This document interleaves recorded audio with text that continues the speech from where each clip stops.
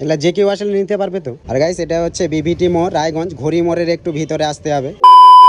Guys দেখো এখানে একটা দোকান রয়েছে আর কালী মাতার যে মূর্তি বানানো হয়, আর এগুলি দাম 2500-2000 টাকা রয়েছে। আর গাইস এই জায়গাটির নাম হলো বিভিটি মোড়। আর এখানে দেখো অনেক কালী ঠাকুর রয়েছে, তোমরা আসতে পারো এখানে, তোমাদের যেটা পছন্দ তোমরা নিতে পারো।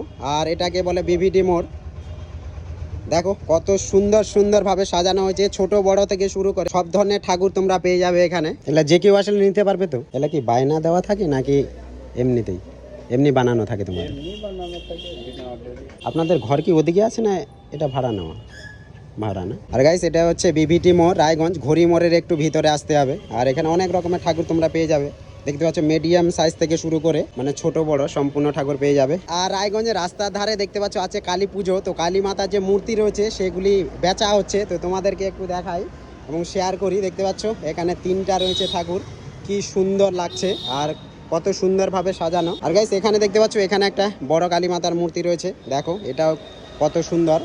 আর এই ঠাকুরটি তোমরা দেখো খুব সুন্দর লাগছে দেখতে। আর এখানে রয়েছে 3টি, মানে বড় থেকে ছোট এবং মিডিয়াম 3টা পেয়ে যাবে, যেটা তোমার দরকার সেটা তুমি নিতে পারো।